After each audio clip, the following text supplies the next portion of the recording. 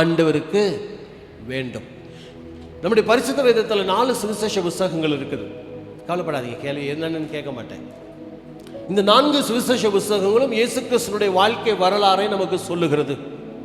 ஆனால் சில காரியங்கள் மத்தேயுல இருக்கும், மார்க்கில் இருக்காது, மார்க்கில் இருக்கும், லூக்கில் இருக்காது, லூக்கில் இருக்கும், யோவானில் இருக்காது, சில காரியங்கள். ஆனால் இந்த ஒரு சம்பவம், வெற்றி பவனி, எருசலேமுக்குள்ள இயேசு கிறிஸ்து வெற்றி பவனம் செய்த இந்த சம்பவம் 4 சுவிசேஷ புஸ்தகங்களிலும் சொல்லப்பட்ட ஒன்று. ஏன் இது ஒரு முக்கியமான ஒரு சம்பவம்? இயேசு கிறிஸ்து இந்த உலகத்தில் 33 ஆண்டு காலம் வந்தது பெரிதல்ல, 3 ஆண்டு காலம் ஊழியம் செய்தது பெரிதல்ல. பொதுவாக இன்னையிலிருந்து அந்த அடுத்த ஞாயிற்றுக்கிழமை இந்த ஒரு வாரத்தை பரிசுத்த வாரம் என்று சொல்லுவார்கள், இல்லை ஹோலி வீக். இன்னையிலிருந்து இந்த ஞாயிற்று, அப்போ மற்ற வாரமெல்லாம் பரிசுத்தம் இல்லையா பாஸ்டர்? அதுக்கு எனக்கு பதில் இல்லை. பாரம்பரியமாக திருச்சபைகள் சொல்லுகிற ஒரு வார்த்தை, சாம்பல் புதன்லேருந்து உயிர் தெழுதல் வரைக்கும் லெந்து நாட்கள். சிலர் இந்த லெந்து நாட்களில் என்ன பண்ண மாட்டாங்க, கறி மீன் சாப்பிட மாட்டாங்க. நான் சாப்பிடுவேன், நேற்று நைட்டு தான் சிக்கன் சாப்பிட்டு வந்தேன். சிலர் நல்ல காரியங்கள் செய்ய மாட்டாங்க, திருமணம், நிச்சயதார்த்தம், ஏன் பெண் வீடு மாப்பிள்ளையோடு கூட பார்க்க மாட்டாங்க. சில ஸ்திரீகள் என்ன பண்ண மாட்டாங்க, தலைக்கு பூ வைக்க மாட்டாங்க. எங்கேயாவது இதெல்லாம் பைபிளில் சொல்லியிருக்குதா? சரி, நம்ம அவங்க செய்கிறது தப்போ சரியா அது நம்ம போல. இந்த பாரம்பரியமாய் பின்பற்றி வந்த காரியங்கள் இன்னைக்கு நீங்கள் கையில் வச்சிருக்கிறீங்களா, இந்த குருத்தோலையும், அதுவும் பாரம்பரியமாக செய்து வந்த காரியங்கள் தான். நம்ம கிறிஸ்தவர்கள் ஒன்றை விட்டு வச்சிருக்கிறோம். என்னது? 2 கழுதையை தூக்கி சர்ச்சில் கட்டி வைக்காம விட்டோம் இல்லை? இது பாரம்பரியம், அவங்க செய்யல, அதனால நம்மளும் என்ன பண்ணல. இல்லைன்னா இங்கே வந்து 2 கழுதையை கட்டிட்டு கட்டப்பட்ட கழுதை, அவிழ்க்கப்பட்ட கழுதை, யாரோ ஒரு சின்ன தம்பியை தூக்கி வெள்ளையும் சொல்லியுமா அங்கேயே போட்டு மேலே உட்கார விட்டு இயேசு பவனி போன கழுதை. பாரம்பரியம் பின்பற்றுகிறோம், பின்பற்றாதது 2வது. ஆனால் இங்கே இயேசு கிறிஸ்து எதற்காக எருசலேம் நகருக்குள்ளே பவனி போனார்? ஏன் கழுதையின் மேலே போனார்? ஏன் கழுதை போகும்போது குருத்தோலைகள் வீசப்பட்டது? ஏன் மேல் வஸ்திரங்கள் கலற்றி போடப்பட்டது? பல காரியங்கள் நம்ம செய்கிறோம். நான் அதுக்குள்ளெல்லாம் நான் இன்னைக்கு போகலை. இன்னைக்கு 5 பேர் ஞானஸ்தானம் எடுத்திருக்கிறார்கள். ஏற்கனவே பலர் நம்ம ஞானஸ்தானம் பெற்றிருக்கிறோம். இனி ஞானஸ்தானத்திற்காக நிறைய வாலிபர்கள் ஆயத்தமாய் கொண்டிருக்கிறாங்க. இது கர்த்தருக்கு வேண்டும். இயேசு அந்த பெத்லகே நகருக்குள்ள வந்து 2 சீஷர்களை அனுப்புகிறார். நல்லா கவனிங்க, அந்த வசனம் சொல்ல 2 சீஷர்களை அனுப்புகிறார். இயேசு கிறிஸ்து எத்தனை சீஷர்? இயேசு கிறிஸ்துக்கு எத்தனை சீஷர்? 12 சீஷர். எத்தனை பேர்த்த அனுப்புறாரு? 2 சீஷர். எங்க அனுப்புகிறாரு? முச்சந்திக்கு போய் கட்டப்பட்டிருக்கிற கழுதையை கட்டவிழ்த்து வாருங்கள். அப்போது அந்த கழுதையினுடைய உரிமையாளர் வந்து, ஏன் அவிழ்க்கிறீர்கள் என்று சொன்னால், இது ஆண்டவருக்கு தேவை. இந்த 2 சீஷர்கள் எதை காண்பிக்கிறது தெரியுமா? 1 ஆண்டவருடைய சத்தியம், 2வது தேவ கிருபை. இன்னைக்கு 5 பேர் இங்க ஞானஸ்தானம் எடுத்திருக்கிறார்கள். நம்ம எல்லாம் ஞானஸ்தானம் பெற்றிருக்கிறோம். அதனுடைய ரகசியம் என்ன? முதலாவது தேவன் நம்மேல் வைத்த கிருபை. அந்த கிருபை நிமித்தமாய் உங்களுடைய ஊழியக்காரன் மூலமாக அவருடைய சத்தியத்தை உங்களுக்கு விடுதலையாக கொடுக்கப்பட்டது நிமித்தமாக கட்டப்பட்ட உலகத்தின் பாவத்துக்கும் உலகத்தின் தோஷங்களுக்கும் உலகத்தின் அநீதிகளுக்கும் கட்டப்பட்டு கழுதைகளாயிருந்த நம்மை இந்த தேவ கிருபையும் தேவ சத்திய வார்த்தையும் நம்மை விடுதலையாக்கி இருக்கிறது. அதுதான் கட்டவிழ்கள். பாவக்கட்டிலிருந்து அவிழ்த்து இயேசுவிடத்திலே கொண்டு வாருங்கள். இயேசுவுக்கு அல்லது ஆண்டவருக்கு இது தேவை. இந்த ஆலயத்திற்கு இந்த 5 பேர் தேவை. நான் பெந்தேகோஸ் பாஸ்டர் கிடையாது. நான் இந்த பாஸ்டர் கிடையாது, பெந்தேகோஸ் பாஸ்டர் கிடையாது. என் ரத்தம் எல்லாமே ஆண்டுடைய ரத்தம், 2வது பேப்டிஸ்ட்ல ஊறின ரத்தம். அதனால 4 வார்த்தைக்கு நான் 40 அலையிலையா சொல்லுங்க நான் சொல்ல மாட்டேன். அந்த நான் பிரசங்கம் பண்ற வார்த்தை உங்களுடைய உள்ளத்துல ஈட்டி மாதிரி வந்து பாயுதுன்னா அது உங்களுக்குள்ள ஒரு உற்சாகத்தை கொடுக்குறதுனா நீங்க ஹalleluya சொல்லலாம், ஆமேன்னு சொல்லலாம். அதனால என்னடா இந்த பாஸ்டர் ஹalleluyaவே சொல்ல மாட்டேன்றாரு, நான் பெந்தேகோஸ் பாஸ்டர் கிடையாது. சரி, கட்டப்பட்டு இருந்த நம்மை தேவ 2 சீஷர்களாகிய சுவிசேஷ சத்தியமும் தேவ கிருபையும் நம்மை அடிமைத்தனத்தின் நுகத்திலிருந்து மீட்கப்பட்டு இயேசுவுக்கு வேண்டும் என்று சொல்லி அந்த கழுதை இயேசுவினிடத்தில் கொண்டு வரப்பட்டது போல இன்னைக்கு ஞானஸ்நானம் பெற்று நாம் கொண்டு வரப்பட்டிருக்கிறோம். அந்த இடத்துல சொல்லப்படும் போது எவரும் ஏறியிராத கழுதை, நீங்க பைபிளெல்லாம் முடிய வச்சிடலாம், நான் சொல்ற மாத்திரம் நீங்க கவனிங்க. ஏன்னா நான் என் தமிழ் கொஞ்சம் இதாக தான் இருக்கும். ஏன்னா இங்கிலீஷ் மீடியத்திலே படிச்சுட்டு வந்ததுனால என்னுடைய நோட்ஸ் முக்கால்வாசி ஃபுல்லாகவே இங்கிலீஷில் தான் இருக்கும், தமிழில் கொஞ்சம் தான் இருக்கும். அது எனக்கு மட்டும் தான் புரியும், அந்த தமிழ் எனக்கு மட்டும் தான் புரியும், நீங்களாம் படித்தா உங்களுக்கு புரியாது. அப்பேற்பட்ட அழகான தமிழ் தான் இது. ஆனால் நான் ஒன்று நிச்சயம், நான் பேசுகிற தமிழ் உங்களுக்கு புரிகிற மாதிரி தான் பேசுவேன். வேறு கிரகத்து மனுஷனாக இல்லை, உங்களுக்கு புரிகிற மாதிரி தான் நான் பேசுவேன். அதனால் நீங்கள் தைரியமாக உங்கள் பைபிளில் நீங்கள் என்ன பண்ண மூடி வச்சுக்கலாம். நீங்கள் வேணா உள் வாங்கிக்கிங்க, இல்லை நோட்ஸ் எதாவது எழுதுனா எழுதிக்கலாம். அந்த வசனத்தில் சொல்லப்படுகிறது, எவரும் ஏறியிராத கழுதை இயேசுவுக்கு தேவை. இந்த எவரும் ஏறியிராத ஒரு கழுதை இல்லை, அப்ப யாராலும் பயன்படுத்த, சந்தையில் ஒரு கழுதை கட்டப்பட்டிருக்குதுன்னா இது வரைக்கும் யாருமே அந்த கழுதை என்ன பண்ணலை, பயன்படுத்தலை. அந்த கழுதையும் யாருக்கும் எந்த விதத்திலும் பிரயோஜனமே இல்லை. இன்னைக்கு எத்தனை பேர் நம்முடைய குடும்பத்தாலேயே உதாசீனப்படுத்தப்பட்ட ஒரு நிலைமை. நீ லாய்க்கலடா, நீ லாய்க்கல. எத்தனையோ பெற்றோர்கள் தங்களுடைய பிள்ளைகளை பார்த்து சொல்ல நான் கேட்டிருக்கிறேன், இது லாய்க்கல பாஸ்டர், இது லாய்க்கில்லாம போயிடுச்சு. இல்லை, அந்த லாய்க்கில்லன்னு சொல்லப்பட்ட அந்த கழுதையை போன்ற இருக்கிற நம்மை தான் ஆண்டவர் என்ன பண்றாரா, இது எனக்கு தேவை, இது ஆண்டவருக்கு தேவை. எல்லாராலும் உதாசீனப்படுத்தப்பட்ட நம்மை, எல்லாராலும் ஒதுக்கி வைக்கப்பட்ட நம்மை ஆண்டவர் கண்கள் நோக்குகிற விதம் வித்தியாசம். ஆகவே தான் நம்ம பாடுறோம், நம்முடைய அழகான கண்கள் என்னை கண்டதாலே. உலகம் நம்மை ஒன்றுக்கு உதவாதவன் என்று பார்க்கிறது, உலகம் நம்மை படிக்காதவன் என்று பார்க்கிறது, உலகம் நம்மை வசதி இல்லாதவன் என்று பார்க்கிறது, உயர்ந்தவன் தாழ்ந்தவன் ஒதுக்கப்பட்டவன் உதாசீனப்படுத்தவன் என்று பார்க்கிறது. ஆனால் ஆண்டவர் நம்மை பார்க்கும் போது சொல்கிறாரு, எல்லாரும் உன்னை வேண்டாம் தள்ளி நிறுத்தலாம், கட்டி போடலாம், ஆனா உன்னைதான் என் கண்கள் தேடுகிறது, நீதான் எனக்கு தேவை. இன்னைக்கு ஒருவேளை நீங்க வசதி இல்லைன்னு சொல்லலாம், எங்கள்கிட்ட காரு பங்களா இல்லை பாஸ்டர்னு சொல்லலாம், எங்களிடத்துல நகை நட்டு இல்லைன்னு சொல்லலாம். அதையெல்லாம் பார்த்து அழைக்கிறவர் ஆண்டவர் அல்ல. ஒன்றுமில்லாத உன்னிடத்திலிருந்து ஆண்டவர் எதையோ எதிர்பார்த்துதா சொல்றாரு, நீதான்ப்பா, நீதான் சகோதரியே, நீதான் வாலிப தம்பி தங்கச்சி, எனக்கு தேவை. இன்னைக்கு வெற்றி பவனி போவது பெரிதல்ல, குருத்தோலை ஏந்தி ஒசன்னா பாடுவோம், இயேசுவின் தாசரை பாடுறது பெரிதல்ல. ஆண்டவருடைய வார்த்தை நீ எனக்கு தேவைன்னு வரும்போது நம்மை கொடுக்க நாம் ஆயத்தமா இருக்கிறோமா? இன்னைக்கு பாஸ்டர் சொன்னாரு, வரும் நாட்களில் கஞ்சி கொடுக்க போறோம், பொருட்கள் பணத்தால பொருளால நிறைய கொடுத்துருக்கிறீங்க. ஒருவேளை இன்னைக்கு பாஸ்டர் முடிச்ச உடனே இந்த சர்ச்சை விரிவாக்குறதுக்கு ஒரு 3 லட்சம் நமக்கு வேணும், உங்களுடைய காதில் கழுத்தில் இருக்கிறதெல்லாம் கழட்டி போடுங்கண்ணா, கொடுப்பீங்களா? சொல்லுங்க, நான் கொடுக்குறேன் பாஸ்டர், கை தூக்குங்களேன்.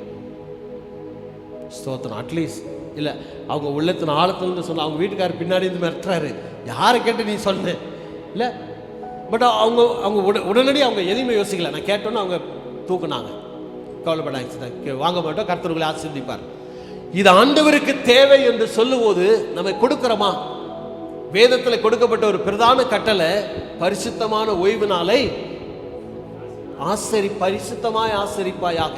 ஏசாயா 58வது அதிகாரத்தில் நம்ம வாசிக்கிறோம் 13-14 வசனத்துல, இதை மனம் போன போக்கில் கால் கொண்டு செல்கிற திசையெல்லாம் கொண்டு போகாம தேவனுடைய எத்தனை பேரு போன 2024வது வருஷம், ஒரு வருஷத்துக்கு எத்தனை ஞாயிற்றுக்கிழமை? 52.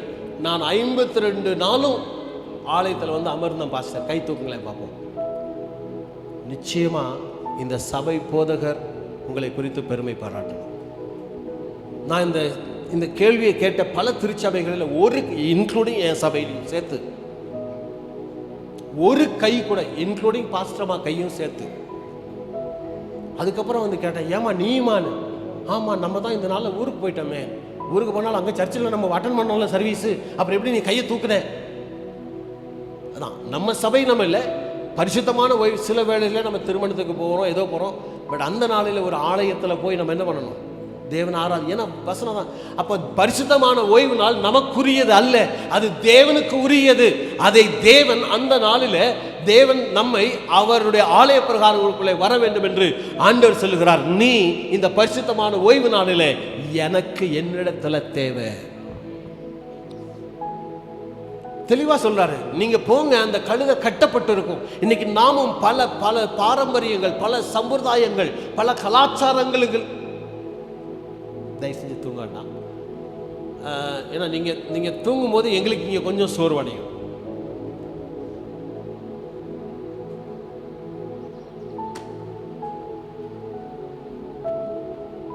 ஒரு நிமிஷம். அப்ப நாம ஆண்டவர் நம்ம பல அடிமைத்தனத்தில் இருக்கும்போது தேவன் நம்மை அழைத்து தமக்கென்று தேவன் நம்ம என்ன பண்ணுகிறாரா தெரிந்து கொண்டார். ஒரு 5 சம்பவங்களை மாத்திரம் உங்கள் மத்தியிலே வைக்க விரும்புகிறேன். தேவன் எவைகளை தமக்கென்று தெரிந்து கொள்ளுகிறார், எவைகள் ஆண்டவர் வேண்டும் என்று சொல்லுகிறார். எல்லாருக்கும் தெரிந்த ஒன்று. யோவான் எழுதின நற்செய்தி நூல் 12வது அதிகாரம் 3வது வசனத்தை யாராவது வாசிப்போமே. என்ன பாஸ்டர் பைபிளை மூடுன்னு சொல்லிட்டு இப்போ வாசிங்கன்னு சொல்றீங்க? என்ன யாராவது ஒருத்தர். யோவான் 12:3. விலையேற பெற்ற களங்கமில்லாத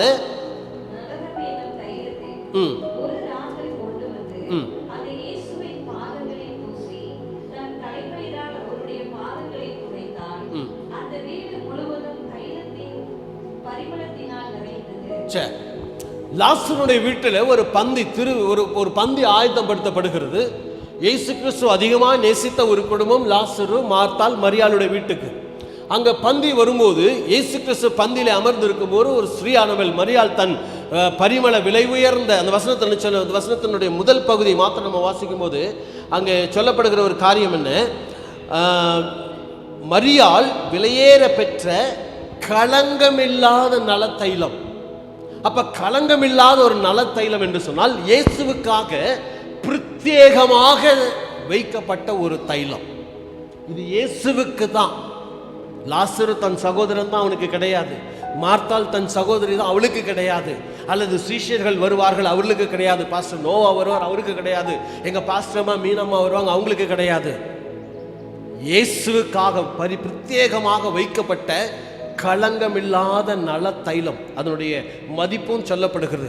அது எவ்வளவு மதிப்பு உயர்வாக இருந்தாலும் சரி, அது கிறிஸ்துவாகி இயேசுவுக்காக பிரத்யேகமாய் வைக்கப்பட்டது. இன்னைக்கு ஒருவேளை நம்ம இடத்துல என்ன இருக்குது? இது நான் இயேசுவுக்காக, இது எங்க திருச்சபைக்காக மாத்திரம், எங்களுடைய ஊழியத்துக்காக மாத்திரம். யாராவது சொல்ல முடியுமா? சில வேளை நம்ம எடுத்து வைக்கிற தசம வாங்குங்க, அந்த வாரம் நம்ம சர்ச்சுக்கு போல, அடுத்த வாரம் ஒரு இக்கட்டான நெருக்கடி வந்துருச்சு, தப்புன்னு என்ன பண்ணியாரோம்? அந்த தசம பாகத்திலிருந்து பயன்படுத்தியாரோமா இல்லையா? ஒரே ஒரு முறை நான் அந்த தவறை பண்ணினேன். அப்போ தான் எங்களுக்கு திருமணமாகி எங்களுக்கு குழந்தை பிறந்திருக்குது. அப்போ நாங்கள் குனியமுத்தூரில் ஊழியம் செய்கிறோம். பாஸ்டர்ஸ் மீட்டிங் வந்துட்டு பாஸ்டர்ஸ் மீட்டிங்லேருந்து போகிறேன். பாஸ்டர்ஸ் மீட்டிங் வரும்போது பஸ்ஸுக்கு காசு கொண்டு வந்தால் இருந்துச்சு. போகும்போது எந்த காசுமே இல்லை. அந்த மாதம் ஸ்தாபனத்துலேருந்து எனக்கு கொடுக்கப்படுகிற ஊதியம் மாத்திரம் இருக்குது, கவருக்குள்ளே இருக்குது.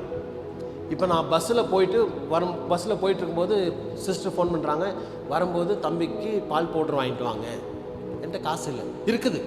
அந்த மாதம் கொடுத்த தசம பாகம் ஊதியம் இருக்குது. இன்னும் நான் ஜெபம் பண்ணலை, அதுலேருந்து தசம பாகம் நான் எடுத்து வைக்கலை. பாஸ்டர்மா சொன்னாங்க, தம்பிக்கு பாப்பாவுக்கு என்ன ஆயிடுச்சு, பால் பவுடர் தீர்ந்துச்சு, வரும்போது ஒரு டின் வாங்கிட்டு வந்துடுங்க. நான் என்ன பண்ணேன், அந்த கவர் எடுத்து இறங்கினோடனே பஸ்லேயே ஜெபம் பண்ணிவிட்டு இறங்கினோடனே மெடிக்கல் ஷாப்பில் போய் லாக்டோஜன் கொடுங்கன்னு வாங்கிட்டு வீட்டுக்கு போயாச்சு. 20 நாள் முடிஞ்சு போச்சு. அடுத்த 10 நாளைக்கு என்ற நயா பைசா கிடையாது. நானே யோசிச்சு பார்க்குறேன், எப்போதும் நமக்கு மாதம் முடிய இருக்குமே, இன்னைக்கு இந்த மாதம் என்ன ஆச்சு? அப்போ பாஸ்டர்மான்ட்ட கேட்டாங்க. நான் உங்களுக்கு ஃபோன் பண்ணி சொன்னேன்ல, பாஸ்டர்ஸ் மீட்டிங் போயிட்டு வரும்போது ஃபோன் பண்ணி சொன்னேன், தம்பிக்கு பால் பவுடர் வாங்கிட்டு வாங்கன்னு. எந்த காசில் வாங்கினீங்க? எனக்கு அந்த மாதம் மிஷன் ஸ்தாபனம் கொடுத்த காசுலேருந்து தான். ஜெபம் பண்ணீங்களா? ஜெபம் பண்ணம்மா. தசம் பாகம் எடுத்து வச்சிங்களா? இல்லை.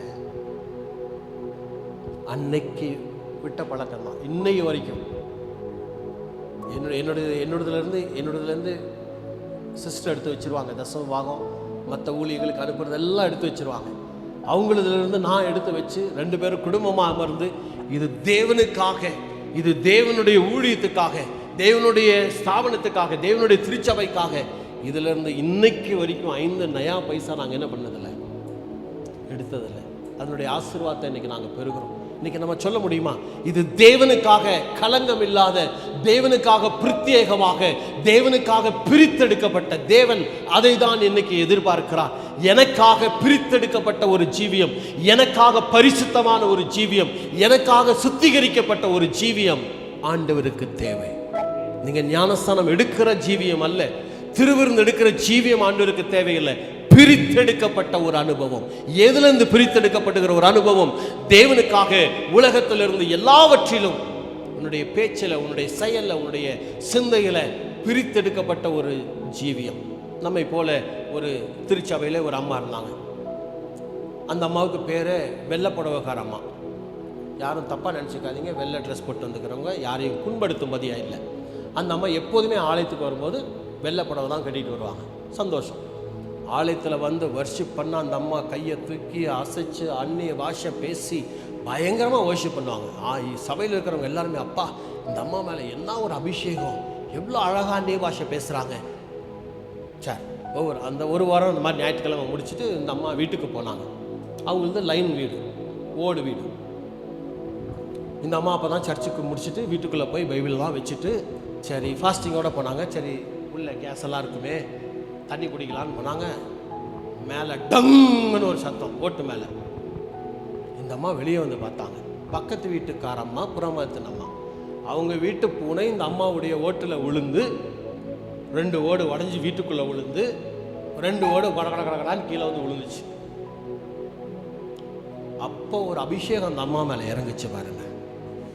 சர்ச்சில் இறங்கின அபிஷேகம் அது வேற லெவல். இப்போ ஒரு அபிஷேகம் வந்து அது இன்னொரு லெவல். அங்கே பேசின ஒரு பாஷை வேற, அந்நிய பாஷை. இங்கே ஒரு பாஷை பேசினாங்க பாருங்க. அந்த லைனில் இருக்கிற அத்தனை பேர் நம்ம வெள்ளை புடவை கட்டுறதுனால பிரித்தெடுக்கப்படுவதல்ல, ஞானஸ்தானம் எடுப்பதனால பிரித்தெடுப்பதல்ல, மாதம் மாதம் திருவிருந்து எடுப்பதனால பிரித்தெடுப்பதல்ல. நம்முடைய பேச்சு, நம்முடைய செயல், நம்முடைய பாவனை உலகத்தார் நம்மை பார்க்கும்போது இவன் தான் ஏன் கிறிஸ்தவன், இவங்க தான் கிறிஸ்தவங்க, வாழ்ந்தா இவங்களை மாறி வாழணும். ஆகவே தான் பவுல் சொல்லுகிறார், ஒருவன் கிறிஸ்துவுக்குள் இருந்தால் அவன் புது சிருஷ்டி, பழையவைகள் எல்லாம் ஒளிந்து எல்லாம் புதிதாயின.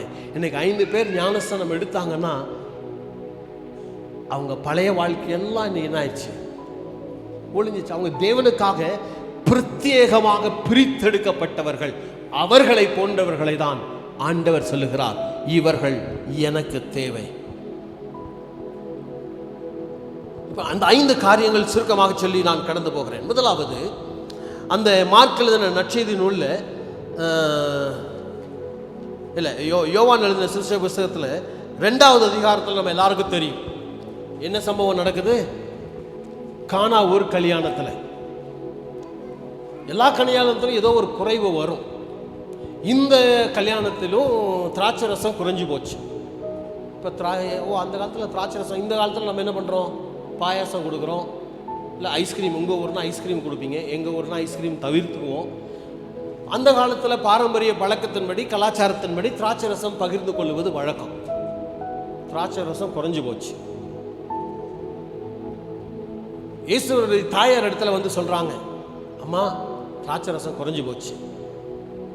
இந்த அம்மா உடனே இயேசு இடத்துல போகிறாங்க, திராட்சை ரசம் குறைஞ்சிருச்சாம்மா, என் வேலை இன்னும் வரல. அந்த அம்மா சொல்லிட்டாங்க, அவர் வேலையில் வரலன்னு சொல்லிட்டாரு. அவங்க சொன்ன ஒரு வார்த்தை, அவர் என்ன சொல்லுகிறாரோ அதன்படி செய்யுங்கள். சரி, கொஞ்ச நேரம் போன உடனே இயேசு கிறிஸ்துனுடைய கண்களில் ஒரு கட்ஜாடி கண்ணில் படுகிறது. அந்த கச்சாடி எதற்காக அந்நாட்களில் யூதர்கள் பயன்படுத்துவார்களானால், வெளியே போயிட்டு வீட்டுக்கு வரும்போது அந்த ஜாடியில் இருக்கிற தண்ணீரை வார்த்து தங்களுடைய அழுக்கான பாதங்களிலே ஊற்றி காலை கழுவி விட்டு தங்களுடைய வீடுகளுக்குள்ளே போவார்கள். அவ்வளவுதான். இதுதான் அந்த கச்சாடை பயன்படுத்தப்படுகிற ஒரு நிலைமை. இப்போ இயேசு கிறிஸ்து தன் வேலை வந்தபோது அந்த வீட்டில் இருந்த அந்த 6 கச்சாடிகளை பார்த்து அங்கிருந்த வேலையாட்களை சொல்றார், வாங்க அந்த கச்சாடை எடுத்துக்கொண்டு பின்னே வாங்க. அந்த வேலையாட்கள் ஒருவேளை சொல்லி இருக்கலாம், ஐயா இந்த கச்சாடை வந்து எதுக்கு பயன்படுத்தும் தெரியுமா, வெளியே போயிட்டு நாங்கள் வீட்டுக்குள்ளே வரும்போது காலால் அழுக்காயிரும். அந்த காலை கழுவுவதற்காக பயன்படுத்துகிற ஜாடி, அதில் இருக்கிற தண்ணீர் வேற எதுக்குமே நாங்கள் பயன்படுத்த மாட்டோம். அந்த ஜாடிகளை நாங்கள் வேற எதற்குமே நாங்கள் உபயோகப்படுத்தப்பட்ட மாட்டோம். ஆனால் அந்த ஜாடியை தான் ஆண்டவர் தனக்கு வேண்டும் என்று கேட்டார். இன்னைக்கு ஒருவேளை நம்மை பார்த்து நம்முடைய குடும்பங்கள் சொல்லலாம், நம்முடைய மக்கள் சொல்லலாம், நம்முடைய நண்பர்கள் சொல்லலாம், டேய் உனக்கு இது உன் நிலைமை இதுதான், நீ இப்போ நீ இப்படி இருக்கிறல்ல, கடைசி வரைக்கும் நீ சாகிற வரைக்கும் இப்படியே தான் இருந்து நீ சாக போற. அந்த கச்சாடை அப்படிதான் வைக்கப்பட்டிருந்தது அந்த வீட்டில், கால் கழுவுறதுக்கு மாத்திரம் பயன்படுத்தப்பட்ட ஒரு கச்சாடை. ஆனால் இன்னைக்கு ஆண்டவர் அந்த கச்சாடைகளை எடுத்துட்டு வர சொல்றாரு. அந்த சீஷர்களுடைய இயேசு கிறிஸ்து அந்த கச்சாடை எடுத்துட்டு வாங்க சொன்ன அவருடைய செவிகளிலே கேட்ட சத்தம் மரியாளுடைய சத்தம். அவர் என்ன சொல்லுகிறாரோ அதன்படி செய்யுங்கள். உடனடியாக இந்த 6 கச்சாடை எடுத்துட்டு கொண்டு போறாங்க. ஏற்கனவே அந்த கச்சாடியில் என்னதான் இருந்தது? தண்ணீர் தான் நிரப்பி வைப்பாங்க. இப்பவும் இயேசு என்னதான் சொல்றாரு? அந்த கச்சாடியில தண்ணீரை தான் நிரப்ப சொல்றாரு. இந்த வேலையாட்களுக்குள்ள ஒரு மைண்ட் வாய்ஸ் ஓடி இருக்கு, இந்த ஆள் லூசா இல்லை நாங்கள் லூசா? அங்க திராட்சரசம் குறைஞ்சு போய் கிடக்குது, இவர் என்னடானா கச்சாடியில் இருக்கிற தண்ணீரை நிரப்புங்கன்னு சொல்றாரு. ஆனால் அந்த மரியாளுடைய வார்த்தை என்ன வந்தது? அவர் என்ன சொல்லுகிறாரோ அதன்படி செய்யுங்கள். அதை செய்தார்கள். முன்பும் அந்த ஜாடியிலே தண்ணீர் தான் நிரப்பப்பட்டது. ஆனால் அந்த தண்ணீர்ல, அந்த ஜாடியிலிருந்து வெளியே வந்த தண்ணீர் எதற்கு பயன்படுத்தப்பட்டது? பாதங்களை கழுவுவதற்கு. யாரும் எதுவுமே சொல்லலை. நாங்கள் ஒவ்வொரு முறை வீட்டுக்கு போயிட்டு வெளியே போயிட்டு வீட்டுக்குள்ளே வரும்போது இந்த ஜாடியிலேருந்து தான் தண்ணி எடுத்து ஊற்றி நாங்கள் காலை கழுவுவோம், இந்த ஜாடியிலேருந்து தான் இப்படி எடுத்து ஊற்றுவோம். யாராவது சொன்னாங்களா? வயசில் பைபிள் ஏதாவது சொல்லுதா? இல்லை. ஆனால் இப்போ அதே கச்சாடையிலே தண்ணீர் நிரப்பப்பட்டு போய் பந்தியிலே பரிமாறும் போது பேசப்படுகிற ஜாடியாய் மாறுகிறது. என்ன சொல்றாங்க? இந்த ரசம் ருசி உள்ள ரசம், அதிக ருசி உள்ள ரசமா இருக்குது, இது வரைக்கும் எங்க பதுக்கி வச்சிருந்தீங்க? அதே ஜாடி தாங்க, அதே தண்ணீர் தான் நிரப்பப்பட்டது.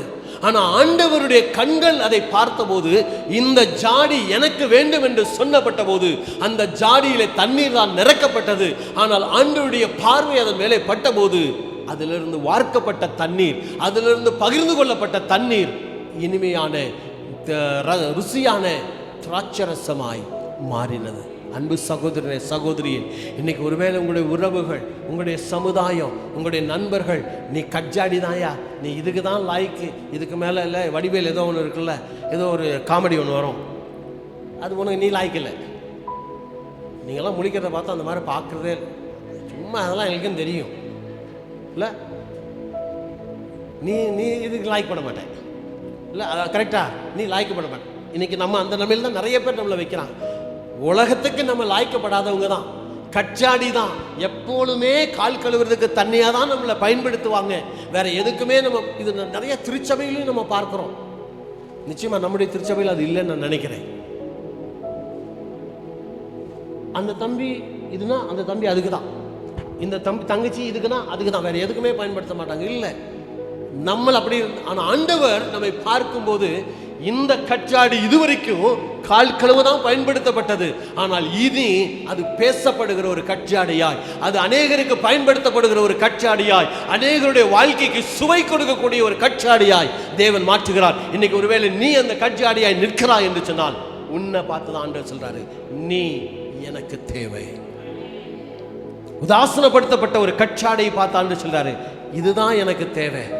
நீ மற்றவர்களுக்கு பிரயோஜனம் இல்லை, ஆனா என்னுடைய கரத்துல நீ வரும்போது, நீ என்னுடைய கரத்துல நீ அர்ப்பணிக்கும் போது அநேகருக்கு சுவை, அநேகருக்கு இனிப்பு, அநேகருக்கு சந்தோஷத்தை கொடுக்கக்கூடிய ஒரு திராட்சரசமாய், ஒரு ஆசீர்வதிக்கப்பட்ட கருவியாய் உன்னை மாற்றுகிறேன். இரண்டாவதாக ஒரு காரியத்தை நம்ம வாசிக்கிறோம். லூக்காவின் சுவிசேஷ புத்தகம் 5வது அதிகாரம் 3வது வசனம். இந்த சம்பவம் என்னன்னா, இயேசு கிறிஸ்து பிரசங்கம் பண்ணிக்கிட்டே வர்றார். அவர் தான் எங்கே போனாலும் பிரசங்கம் பண்ணுறார். அவருக்கு வேறு வேலை என்ன? எல்லா இடத்துலையும் பிரசங்கம் பண்ணுறவர்.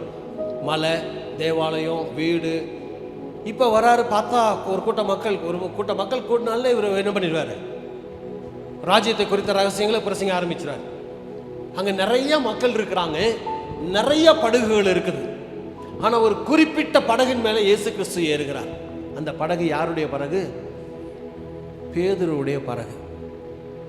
பேதுருடைய படகு மாத்திரமல்ல, இரவு முழுவதும் கலிலேயா கடற்கரையை சுற்றி சுற்றி சுற்றி வந்து வெறுமையாய் போன படகு வெறுமையாய் திரும்பி வந்து கட்டி வைக்கப்பட்ட ஒரு படகின் மேலே இயேசு கிறிஸ்து ஏறுகிறான். இதெல்லாம் பார்த்துக்கிட்டே இருக்கிறான் பேதுரு. யார் இவரு? வந்தாரு, ஏறினாரு, உட்கார்ந்தாரு, பேசுறாரு. இப்ப பேதுருடைய நிலைமை என்ன? இரவு முழுவதும் கடல்ல போய் வலைய போடுறான், இழுக்கிறான், போடுறான், இழுக்கிறான், போடுறான், இழுக்கிறான். ஒரு நெத்தலி மீன் கூட வரல. யாருடைய வாய் ஊற வைக்கல. சரி, ஏன்னா நெத்தலி மீன் எனக்கு வாய் ஊறிடும். ஒரு மீன் கூட அகப்படலை. அதான் சொன்ன, கலிலேய கடற்கரை முழுவதும் வெறுமையாய் போன படகு வெறுமையா வந்து நிற்குது. இப்போ இயேசு படகுல ஏறிட்டாரு, ஒரு கூட்ட மக்களுக்கு பிரசங்கம் பண்ணிட்டார். பேதுரு ராம் முழுவதும் வலை போட்டு, ஒன்று மீன் கிடைக்கல, ரெண்டாவது மீன் போட்டு இழுத்து சோர்ந்து போயிருக்கிறான். இன்னொடா இன்னைக்கு வாழ்வாதாரமே போச்சேன்னு துக்கத்தில் இருக்கிறான். வந்தா எப்போ தலை சாஞ்சு நல்லா தூங்கலாம்னு நினச்சிட்டு இருக்கிற நேரத்தில் இந்த மனுஷன் ஏன் போட்டில் ஏறி வந்து உட்காந்து பிரசங்கம் பண்ணிட்டு இருக்கிறார். பொறுமையாக காத்திருக்கிறான். இயேசு கிறிஸ்து பிரசங்கமெல்லாம் முடிச்சுட்டு பேதுருவை பார்த்து சொல்றாரு, இந்த படகை ஆழத்தில் கொண்டு போ. எங்கே கொண்டு போ? யார் சொல்றது? இயேசு கிறிஸ்து பெரிய மீன் தொழில் பண்ணவரா? பேதுரு கொலை தொழில், அவங்க தாத்தன் பாட்டன் எல்லாமே மீன்பிடிக்காரர்கள். பேதுரு சொல்லியிருக்கலாம், ஆண்டவரே இரவு முழுவதும் நான் கலிலேய கடலை முழுவதும் நான் சுற்றிட்டு தான் வந்து இங்கே உட்கார்ந்து இருக்கிறேன். சும்மா வந்து நான் உட்காரல. போய் வலை போட்டு எங்கெங்கே போட்டால் எந்த விதமான மீன், எங்கே போட்டால் மஞ்சப்பாறை கிடைக்கும், எங்கே போட்டால் வஞ்சரம் கிடைக்கும், எங்கே போட்டால் எறா வரும்னு எனக்கு அத்துப்படி போட்டு ஒன்றும் இல்லாமல் வந்து உட்கார்ந்துருக்கிறேன். இப்போ வந்து ஒன்றுமே தெரியாத நீ என்னை வந்து ஆழத்தில் போய் போடுன்னு சொல்கிறிய சொன்னானா? இல்லை. ஆண்டவருடைய வார்த்தைக்கு கீழ்ப்படிந்து அவன் படகை ஆழத்தில் கொண்டு செல்லுகிறான். எந்த படகுல இயேசு ஏறாரு? இரவு முழுவதும் கலிலேயா கடற்கரையில் சுற்றி திரிந்து வெறுமையாய் போய் வெறுமையாய் வந்த படகுல இயேசு ஏறுகிறார். இன்னைக்கு ஆண்டவர் உங்களுடைய வாழ்க்கையில் எந்தெந்த இடத்துல வெறுமை இருக்குது, எந்தெந்த காரியத்தில் வெறுமைப்பட்டு கிடக்கிறீங்க, எந்த காரியத்துக்காக நீங்கள் அங்கலாய்த்து கொண்டிருக்கிறீங்க, எல்லாவற்றையும் உங்களுடைய நாவுகள் சொல் பிறவாக முன்பதே அவர் அறிந்தவராய் இருக்கிறார். இப்ப பேதுரை பார்த்து சொல்றார், இந்த இடத்துல போய் ஆழத்துல மீன் வலைய போடுறான், இழுக்கத்தக்க முடியாத மீனை பெற்றுக் கொள்ளுகிறான். வெறுமையா இருக்கிற படகை தான் ஆண்டவர் பார்த்து சொல்றாரு, இந்த வெறுமையான படகு தான் எனக்கு தேவை, இந்த வெறுமையான படகு தான் எனக்கு தேவை. அந்த வெறுமையான படகை எடுத்து தான் ஆழத்துல கொண்டு போகும்போது ஆண்டவர் சொன்ன வார்த்தைக்கு கீழ்ப்படியும் போது தேவன் அந்த படகு நிரம்புற அளவுக்கு, இன்னும் பலர்கள் தங்களுடைய படகுகளை கொண்டு வந்து நிரப்புற அளவுக்கு ஆண்டவர் மீன்களை வாய்க்க செய்கிறார். இன்னைக்கு ஒருவேளை அன்பு சகோதரனே சகோதரி, வாலிப தம்பி வாலிப தங்கச்சியினுடைய வாழ்க்கை ஒரு மாதிரி வெறுமையாய் காணப்படலாம். நான் என்ன தொழில் பண்ணாலும் அது நஷ்டத்திலேயே முடியுது பாஸ்டர், நான் என்னதான் படித்தாலும் எனக்கு மண்டலை ஏறவே மாட்டேங்குது, என் மண்டை வெறுமையாக காணுது. ஒருவேளை சகோதரிமார்கள் சொல்லலாம், நான் என்னதான் ஜெபிச்சாலும் என் கணவன் ரட்சிக்கப்பட மாட்டேன்றாரு, எங்களுடைய குடும்பம் ஒரு வெறுமையான ஒரு குடும்பமா இருக்கு. அந்த குடும்பத்தை பார்த்து தான் ஆண்டவர் சொல்றாரு, அந்த வெறுமையா இருக்கிற வாலிப தம்பியை பார்த்து தான் சொல்றாரு, அந்த வெறுமையாய் தொழிலில் நடத்துகிற சகோதரரை பார்த்து தான் சொல்றாரு, நீ எனக்கு தேவை. ஏன்னா ஆண்டவருக்கு தெரியும் எந்த கழுதைய கட்டவிழ்க்கணும்னு. ஆண்டவருக்கு தெரியும் எந்த படகு தனக்கு, எந்த படகுல மீனை பிடிக்கணும் அல்லது எந்த படகை ஆழத்தில் கொண்டு போகணும்னு ஆண்டவருக்கு தெரியும். எந்த கச்சாடியை தெரிந்து கொள்ளணும்னு ஆண்டவருக்கு தெரியும். அதை தெரிந்து கொண்டு ஆண்டவர் அழைக்கிறார். மூன்றாவதாக ஒரு காரியத்தை, நேரம் கடந்து போனால சுருக்கமாக நான் கடந்து போகிறேன். யோவான் எழுதின நற்செய்தி நூல் 6வது அதிகாரம் 9வது வசனம். ஆண்டவர் பிரசங்கம் பண்ணி முடிச்சிட்டார். இப்போ அங்க இருக்கிற 5000 பேருக்கு போஷிக்கணும். அவங்க இருக்கிறது எங்க? இந்த புளியம்பட்டியிலிருந்து இங்கே பார்த்தா ஒரு மலை தெரியுதுல, அந்த மாதிரி ஒரு மலையில் உட்காந்து 5000 பேர் உட்கார்ந்து இருக்கிறாங்க. ஏசாமி போய் பிரசங்கம் பண்ணிட்டு இருக்கிறாங்க. பிரசங்கம் பண்ணி முடிச்சிருச்சு, எல்லாருக்கும் பசிச்சிருச்சு. இப்போ அந்த 5000 பேரை போஷிக்கணும். எங்கே உட்காந்துருக்கிறாங்க? புளியம்பட்டியில் இருக்கிற ஒரு மலை பிரதேசத்தில் உட்கார்ந்துருக்கிறாங்க.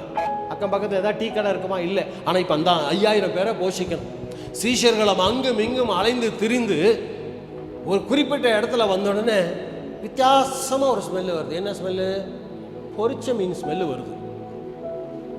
திருப்பியும் அங்கே போகிறாங்க, அந்த ஸ்மெல் இல்லை. திருப்பி இங்கே வராங்க, ஸ்மெல்லு.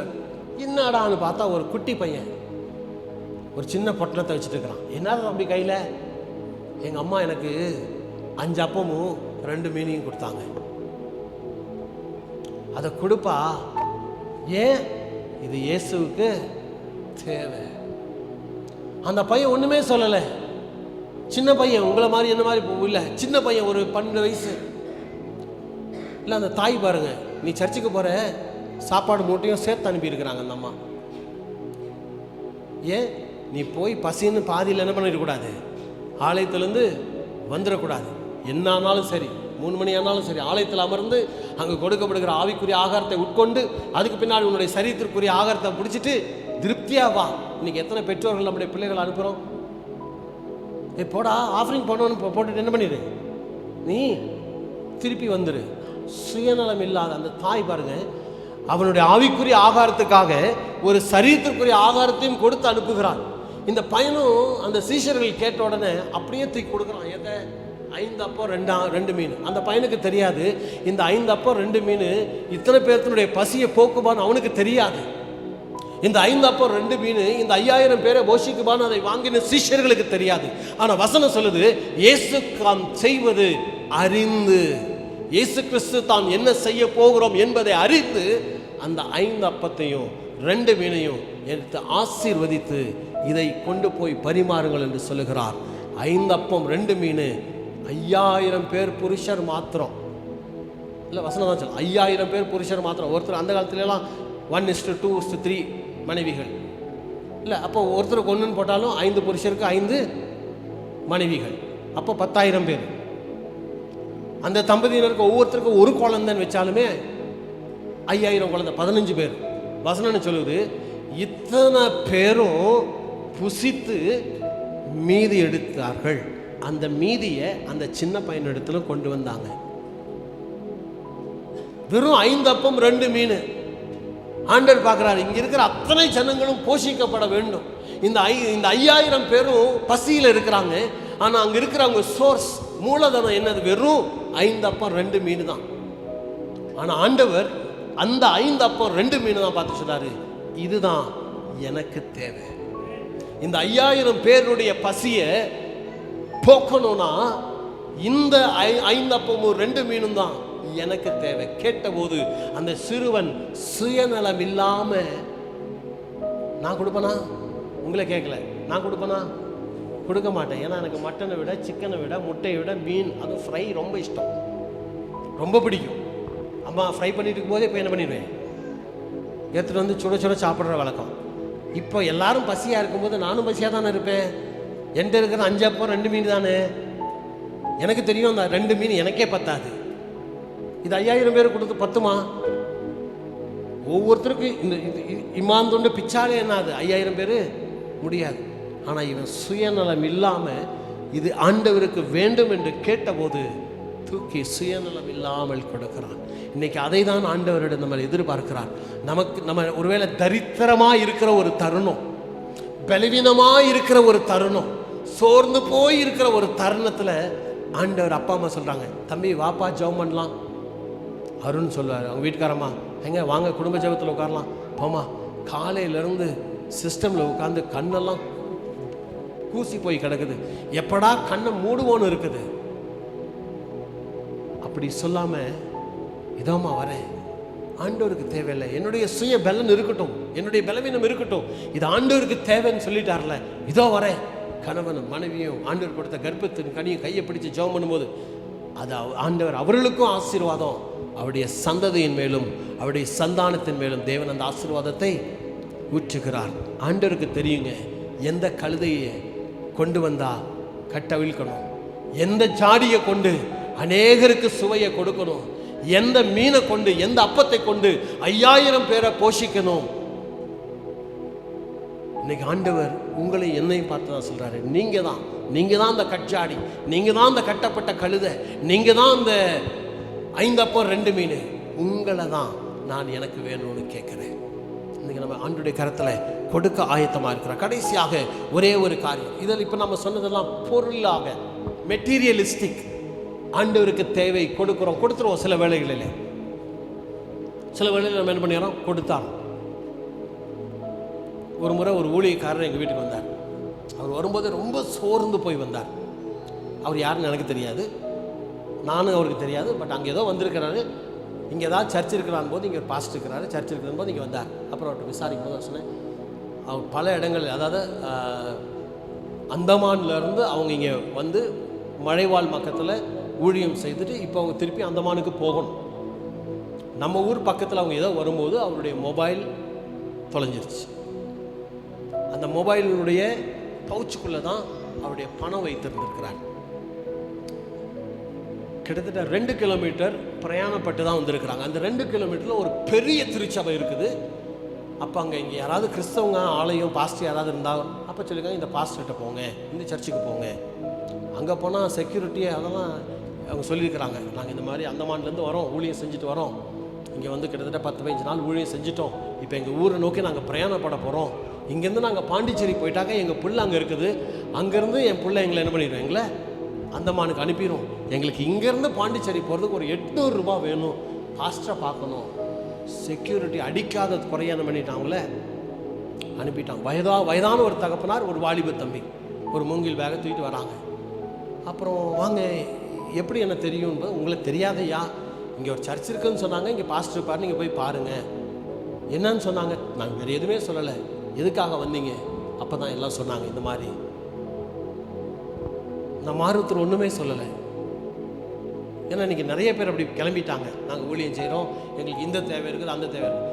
பட் அவங்களுடைய காரியங்கள் எல்லாம் பார்க்கும்போது ஆண்டவர் என்னுடைய இதயத்தோடு பேசினார். இப்போ உங்களுக்கு எங்கே போகணும்? நீங்கள் ஐயா நாங்கள் அந்தமான் போகணும். நீங்கள் அந்தமான் போகிற வரைக்கும் எங்களுக்கு பணம் கொடுக்க வேண்டாம். என் பொண்ணு பாண்டிச்சேரியில் இருக்கிறா, என் அக்கா பாண்டிச்சேரியில் இருக்கிறா. இங்கேருந்து நாங்கள் 2 பேரும் பாண்டிச்சேரி போகிற வரைக்கும் எங்களுக்கு நீங்கள் பணத்தை கொடுங்க. போய் நாளைக்கே உங்களுக்கு அந்த ஜிபே நான் என்ன பண்ணிடுறோம், என் தங்கையோ என் பொண்ணுகிட்ட இருந்து அந்த பணத்தை வாங்கி உங்களுக்கு நாங்கள் ஜிபே பண்ணி விட்டாரையா. இதுதான் நிலைமை. அதுக்கப்புறம் ஜெபம் பண்ணி அவங்க கேட்டதுக்கு அதிகமாகவே ஒரு தொகையை கொடுத்து நீங்கள் போங்க, ஜிபே எல்லாம் பண்ண வேண்டாம். ஏன் சுயம் நம்ம கொடுப்பது, நமக்கு தேவைகள் எத்தனையோ இருக்கலாம். பட் அந்த தேவைகளின் மத்தியில் இருந்து அவளுக்கு நம்ம அதை கொடுக்கும்போது அது அவளுக்கு ஒரு ஆசீர்வாதம். அதை தான் ஆண்டவர் சொல்லுகிறார், உன்னுடைய 5 அப்பத்தையும் உன்னுடைய 2 மீனையும் எனக்கு தேவை. அதை நம்ம ஆண்டவருடைய கரத்தில் கொடுக்கும்போது 5000 பேர், இதெல்லாம் மீன், அப்பம், இல்லை அப்புறம் கழுதை, அதுக்கப்புறம் என்ன கட்ஜாடி, இதெல்லாம் பொருள். இந்த கட்ஜாடை எனக்கு தேவை, கொடுத்துருவோம். கழுதை வேணும், இன்னும் 2 கழுதையாக வச்சுக்கங்க. ஆனால் ஆண்டவர் நம்முடையதை கொடுப்பதை பார்க்கிலும் நம்மையே கொடுப்பது மேல். ஒரு உதாரணம் ஒரே சார்ட் சொல்லி முடிக்கிறேன். லூக்கா எழுதின நற்செய்தி நூல் 7வது அதிகாரம் 47வது வசனம். லூக்கா எழுதின நற்செய்தி நூல் 7வது அதிகாரம் 47வது வசனம்.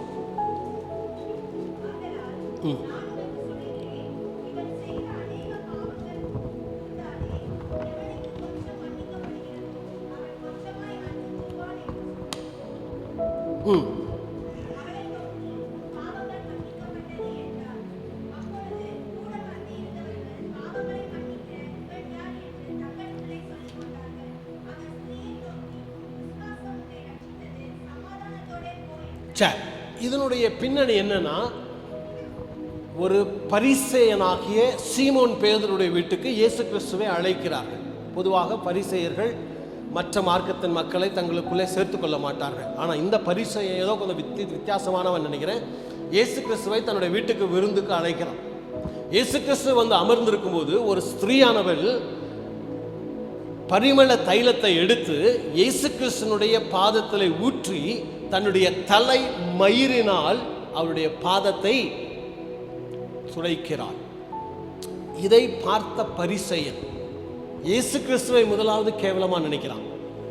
அவன் மைண்ட் வாய்ஸ் என்ன, உன்னையெல்லாம் என் வீட்டுக்குள்ள சேர்த்ததே தப்பு, ஆனா நீ வந்து உட்கார்ந்துட்டு உன்னை விட உயர்ந்தவனா இருக்கிற பரிசேயனாகிய என்னுடைய பாதத்துக்கு ஊற்றாம உன்னுடைய பாதத்துல இவ வந்து இவ்வளோ பெரிய தைலத்தை ஊற்றி கழுகிறாளே, இவன் எவ்வளோ பெரிய, அந்த வசனம் சொல்லிங்க 44 வாசி பார்த்தீங்கன்னா, அவள் பாவியா இருந்தவள் தான் ஒரு நாட்களிலே அவள் அக்கிரமம் செய்தவள் தான். ஆனால் இப்போது அவள் பாவ மன்னிப்பு நிச்சயத்தை பெற்றவளாய் தான் அதிகமாய் அன்பு செலுத்தின இயேசுவிடத்தில் வந்து தான் வைத்திருந்த வெளியேற்ற பெற்ற பரிமள தைலத்தை அவருடைய பாதத்தில் ஊற்றுகிறாள்.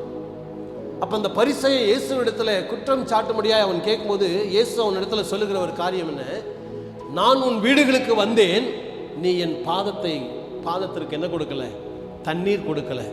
இவளோ என் பாதத்தை விலையேற பெற்ற பரிமள தைலத்தினால் என்னை துடைக்கிறார். நான் உன்னுடைய வீட்டிற்கு வந்தபோது நீர் என்னை முத்தமிடவில்லை, ஆனால் நான் வந்து அமர்ந்த நேரத்திலிருந்து என் பாதத்தை ஓயாமல் இவள் முத்தமிட்டு கொண்டிருக்கிறாள். இல்லை, அந்த நாட்களிலே ஒரு ஒரு ஒரு யூதருடைய ஒரு வீட்டுக்குள்ளே வந்தால் அவங்களுக்கு தண்ணீர் கொடுப்பது வழக்கம். இல்லை, இன்றைக்கி ஊட்டியில் அந்த பழக்கம் இல்லை, பட் பிளைன்ஸில் தான் நான் பார்க்குறேன். இல்லை, இங்கே ஒருத்தர் வீட்டுக்குள்ளே வந்தாங்கன்னா வாங்க உட்காருங்கன்னு சொல்லிட்டு உடனே உள்ளே போயிடுவாங்க. நமக்கு என்ன இருக்கும், என்னடா வந்தாங்க வாங்கினாங்க உள்ளே போயிட்டாங்க. உள்ளே போனோன்னா புது பொண்ணு மாதிரி பிளேட்டில் தண்ணி கொண்டு வந்து கொடுப்பாங்க, தண்ணீர் குடிங்க. நமக்கு வேணுமா வேண்டாவான்லாம் இல்லை, தாகமாக இருக்குதுனால கேட்க மாட்டாங்க, கொண்டு வந்து கொடுப்பாங்க. எங்கள் ஊரில் தண்ணி கொடுக்க மாட்டோம், நாங்கள் டீ தான் கொடுப்போம். அதனால் எங்கள் ஊருக்கு வந்தால் நாங்கள் கொடுக்க மாட்டோம், இல்லை தண்ணி கொடுக்க மாட்டோம், டீயாக கொடுத்துருவோம். ஆனால் இங்கே இயேசு கிறிஸ்து வந்தபோது அந்த யூத கலாச்சாரத்தின்படி என்ன, ஒருவருடைய வீட்டுக்கு வந்தால் அவருடைய பாதங்கள் கழுவப்பட வேண்டும். அதற்கு நீ எனக்கு தண்ணி கொடுக்கல, இவளோ என்னுடைய காலை விலையேற பெற்ற பரிமள தைலத்தால் கழுவி கொண்டே இருக்கிறார். வந்த உடனே யூதர்கள் ஒருவரை கட்டி முத்தமிட வேண்டும். ஆனால் இவன் வந்த உடனே நீ என்னை கத்தி முத்தமிடல, அன்பின் முத்தத்தை கொடுக்கல, இவளோ என் பாதத்தை ஓயாமல் முத்தம் செய்து கொண்டிருக்கிறாள். இது எல்லாம் இவ ஏன் செஞ்ச, அந்த வசனம் சொல்லுது, அவள் அவர் மேல் வைத்த மேலான அன்பின் நிமித்தமாய். இன்னைக்கு ஆண்டவர் அதை தான் நம்ம இடத்தில் எதிர்பார்க்கிறார். நம்முடைய ஆஸ்தியோ நம்முடைய அந்தஸ்தோ நம்முடைய சொத்தோ ஆண்டவர் விரும்புவதில்லை. ஏன்னா வசனம் சொல்லுறது, உலகமும் அது நிறைவு, பூமியும் அது நிறைவும் அவருடையது. இன்னைக்கு ஒருவேளை நம்ம 4 டிஜிட் 5 டிஜிட் சம்பாதிக்கிறோம்னா அது தேவன் நமக்கு கொடுத்த கிருபை, ஈவு. ஆகவே தான் வேதம் சொல்றது, நன்மையான எந்த ஈவும் பூர்ணமான எந்த வரமும் பரத்திலிருந்து தோன்றி ஜோதிகளின் பிதாவினிடத்திலிருந்து கிடைக்க பெற்றது. அவருக்கு கொடுத்ததுலேருந்து தான் கொஞ்சத்தை நம்ம என்ன பண்ணுறோம், அவருக்காக காணிக்கையாக போடுறோம், தசமபாகமாக போடுறோம், சந்தாவாக போடுறோம். அதனால் நம்முடைய காணிக்கைகளிலோ பலிகளிலோ அவர் பிரியப்படுகிறவர் அல்ல. ஆனால் ஆண்டவர் இங்கே பார்க்குறாரு, நான் வந்தேன் என் பாதத்துக்கு நீ தண்ணீர் கூட கொடுக்கல, நான் வந்தேன் என்னை கட்டி அணைச்சு நீ முத்தம் கொடுக்கல, நான் வந்தேன் உன்னுடைய அன்பை எனக்கு கொடுக்கல. ஆனால் இவளோ முற்காலத்தில் ஒரு பாவியாக இருந்தா, ஆனால் இப்போது அந்த பாவ மன்னிப்பின் நிச்சயத்தை பெற்று தன் தூய்மையான ஒரு அன்பை, அவருடைய உள்ளம் எனக்காக என்னை மாத்திரம் சிநேகிக்கிறேன், அந்த தூய்மையான இருதயத்தை தான் ஆண்டவர் உங்களிடத்தில் கேட்கிறார். உன்னுடைய இருதயத்தில் வந்து நான் தங்கி உலாவி வாசம் செய்து உன்னை ஆசீர்வதிக்க ஒரு இடம் தேவை. அந்த இருதயம் எனக்கு தேவை. ஆண்டவர் நம்ம எவ்வளவுதான் ஆஸ்தியும் அந்தஸ்தையும் கொடுத்தாலும் ஆண்டவர் அதில் பிரியப்படுகிறவர் அல்ல. ஆனால் அதுக்கு பதிலாக நம்முடைய உள்ளத்தின் ஆழத்திலிருந்து வறுமையா போதகரே வந்தமிடம் தங்கியிடும். இந்த வெற்றி பவனி நாள் என்று எத்தனையோ செய்திகள் நம்ம கேட்டிருக்கலாம். ஆனால் இந்த 3 வார்த்தை இது ஆண்டவருக்கு தேவை, இது ஆண்டவருக்கு தேவை. உலகம் நம்ம இடத்துல எதோ எதிர்பார்க்குது. அவங்கள கனப்படுத்தணும், அவங்கள மரியாதை செலுத்தணும், அவங்களுக்கு உயர்ந்த ஸ்தானத்தை கொடுக்கணும். இல்லை, நம்முடைய பிள்ளைகள், பெற்றோர்கள் என்ன எதிர்பார்க்குறாங்க, பிள்ளைகளை நல்லா படிக்க வச்சுட்டு நல்லா சம்பாதித்து வயசான காலத்தில் எங்களை நல்லா வச்சு பார்த்துக்கணும். பிள்ளைங்கள் என்ன எதிர்பார்க்குறாங்க, நாங்கள் வயசான காலத்தில் உங்களுக்கு வயசான காலத்தில் எந்த சூழ்நிலை எங்களை தேடி வந்துடாதீங்க, நீங்களும் உங்களையே பார்த்துக்குங்க. இன்னைக்கு சமுதாயம் அப்படி தான் இருக்குது. நாங்கள் அதான் என் பையன் அடிக்கடி நாங்கள் சொல்லிடுறோம், உன்னை டாக்டருக்கு படிக்க வச்சது நீ டாக்டர் ஆகி நிறைய சம்பாரிச்சு எங்களை பார்ப்போன்றதுக்கு இல்லை தம்பி. கர்த்தர் எங்களை ஓஹோன்னு வைக்கலனாலும் தூன்னு போகாமல் எங்களை என்ன பண்ணி வச்சிருக்கிறார். உன் வாழ்க்கையை நீ நிச்சயமாக எங்களை கைவிட மாட்டான். ஏன்னா ஒரே பையன், அதனால் கைவிட மாட்டான். பட் நம்ம இன்றைய சூழ்நிலை அப்படி தான். பெற்றோர்கள் நல்லா படிக்க வைக்கிறாங்க, வயசான காலத்தில் என்ன பார்த்துக்குவாங்க. ஆனால் இன்றைக்கி சமுதாயம் அப்படி இல்லை. இன்றைக்கி ஏன் முதியோர் இல்லம்லாம் வந்துடுச்சு, அதான் நிலைமை. பிள்ளைகள் இன்னொரு பக்கம் எக்காரணத்தை நீங்கள் எங்களை படிக்க வைக்க வேண்டியது உங்களோட கடமை. நீங்கள் தானே பெற்றீங்க, நீங்கள் தான் படிக்க வைக்கணும், நீங்கள் தானே கட்டி வச்சிங்க அவளை. அப்புறம் அவள் அதை பண்ணுறா இதை பண்ணுறான்னு குறை சொன்னால் நாங்கள் என்ன பண்ணுறது, நானாக பார்த்துக்கிட்டு நீங்கள் கொண்டு வந்த மருமக தானே அனுபவிங்க. அதனால் வயசான காலத்தில் நீங்கள் உங்களை பார்த்துங்க, நாங்கள் நிம்மதியாக இருக்கிறோம், எங்கள் நிம்மதியை கெடுத்துறாதீங்க. இன்றைய சமுதாயம் அப்படி தான் இருக்குதா இல்லையா? இப்போ இருக்கிறவங்களாம் நான் இல்லைன்னா இல்லைன்னு இப்படி ஆட்டக்கூடாது. சரியா? அப்ப இன்னைக்கு ஒரு பிரித்தெடுக்கப்பட்ட ஒரு ஜீவியம். தேவன் நம்ம இடத்துல எதையுமே எதிர்பார்க்கல. அன்னைக்கு ஆண்டவர் கட்டப்பட்ட ஒரு கழுதை தனக்கு வேணும்னு சொன்னார். அந்த கழுதை வந்தபோது அதன் மேலே ஏறி பவனி போனார். அந்த கச்சாடி எனக்கு வேண்டும் என்று சொன்னார். அந்த கச்சாடியில் இருந்த தண்ணீர் கொடுக்கப்பட்டு அந்த தண்ணீர் வார்க்கப்பட்ட போது அநேகருடைய குறைகளை தீர்த்த மதுரமான திராட்சரசமாய் மாற்றினார். இந்த அப்பம் எனக்கு தேவைன்னு சொன்னாரு. அந்த அப்பத்தை கொண்டு 5000 பேருடைய பசியை ஆண்டவர் போக்கினார். ஆனா இன்னைக்கு இந்த ஸ்திரீ பண்ணின செயலை பார்த்து சொல்லுகிறார், நீயோ எனக்கு இதை செய்யல. அவள் பாவியாய் இருந்த போதிலும் என் மேல் வைத்த அன்பு நிமித்தமாய் எனக்கு என்ன தேவை என்பதை அவள் உணர்ந்து அதை செய்தாள். எனக்கு தேவை முத்தம், எனக்கு தேவை என்னுடைய பாதங்கள் கழுவப்படணும், எனக்கு தேவை என்னுடைய பாதங்கள் தொடப்படணும். வந்ததிலிருந்து ஓயாம என் பாதத்தை முத்தம் பண்ணிட்டு இருக்கிறான். வந்தவுடனே வெளியேற பெற்ற பரிமள தைலத்தை என் பாதத்தில் ஊற்றினான். வந்ததிலிருந்து தன் மயிரை என் தலையை என்னுடைய தன் தலைமயிரினால் என் பாதங்களை துடைத்து கொண்டே இருக்கிறாள். அவள் பாவிதான், ஆனால் எனக்கு என்ன தேவை என்பதை அறிந்து அவள் செய்தாள். வசனம் சொல்லுது, உன் விசுவாசம் உன்னை ரட்சித்தது. நீ பெரிய சதுசேயம் தான், நீ பெரிய பரிசேயம் தான், நீ பெரிய அந்தஸ்துள்ளவன் தான், ஆனால் என்னுடைய தேவை என்ன என்பதை நீ அறியாமல் இருந்திருக்கிறாய். இன்னைக்கு ஆண்டவருடைய உள்ளத்தின் அங்கலாய்ப்பும் ஆண்டவருடைய உள்ளத்தின் வாஞ்சைகளையும் ஆண்டவர் இந்த குருத்தோலின் ஞாயிறு என்று வெளிப்படுத்தி இருக்கிறார். 3 வார்த்தை தான், இது எனக்கு தேவை. எல்லாரும் எழுந்திருப்போமா? ஒரு நிமிடம். இன்னைக்கு ஒருவேளை இந்த 3